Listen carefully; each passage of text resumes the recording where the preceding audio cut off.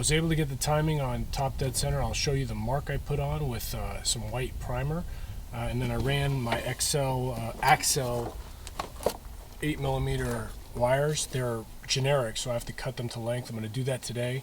And I think there's a slight chance we might be able to get this thing running today, but we'll find out. By the way, that white line down there, that is the harmonic balancer top dead center line. So again, just took some white primer and marked that so it's easy to see. The Excel spark plug wire kit comes with 2 bags. One bag is for smaller bore distributors and one bag is for larger ones. So this is larger. Okay, so I trimmed the number 8 to length. This is number 1. Number 8's last in the order.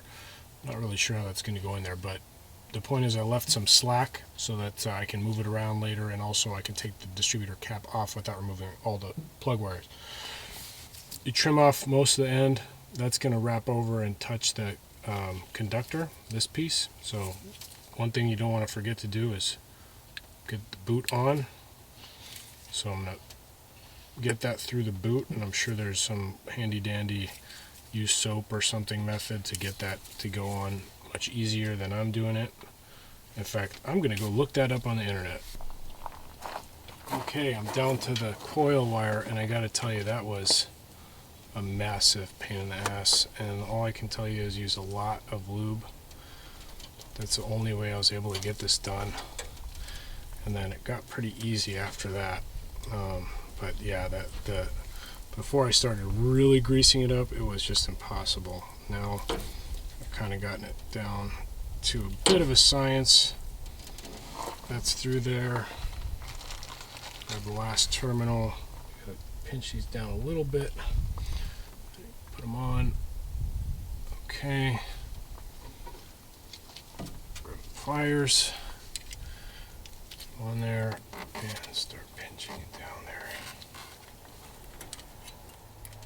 Okay. Nice and easy. You want to get a nice even crimp, even pressure on the wire. Alright, there you go.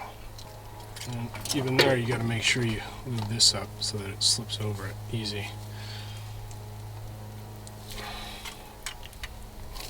Twist it out, pull it through, voila. And that is my last wire. What a pain that was, guys. I gotta tell you, that was way harder than I thought. If you can get a preset cut of wires, highly recommend it.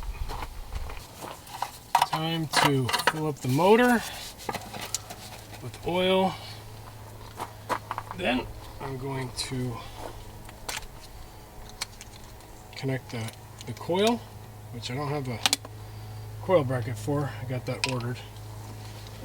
After I get the coil bracket, actually I'm going to do it without the coil bracket. I'm just going to hook it up, set up a temporary circuit, and then see if she'll fire over after putting some gas in it. Okay, so I've got the battery hooked up. I've got this kind of loose because I want to be able to take it apart in a hurry if something starts smoking.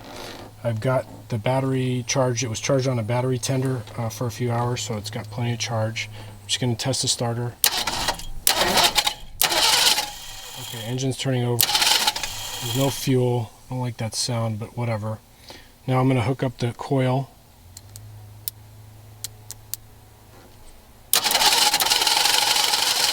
Okay, I've set up a spark plug here with the number 1 to see if it sparks.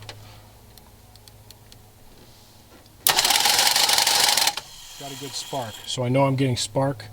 I got oil in it. Now I'm going to put gasoline in it. I've got my fire extinguisher just in case, and let's see if she goes.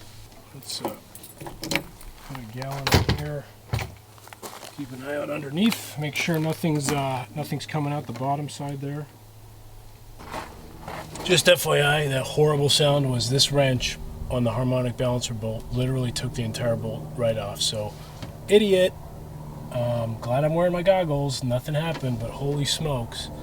That could have been really, really bad. Okay, here we go. Here we go. I think it's going to work. Got some fuel in the carb.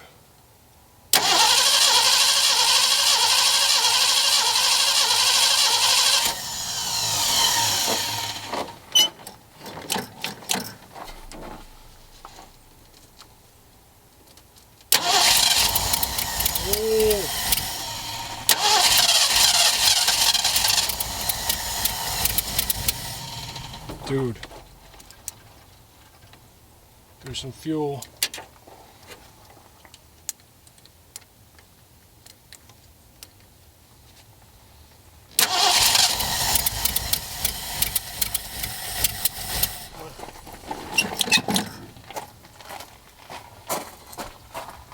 Oh man, it's so close.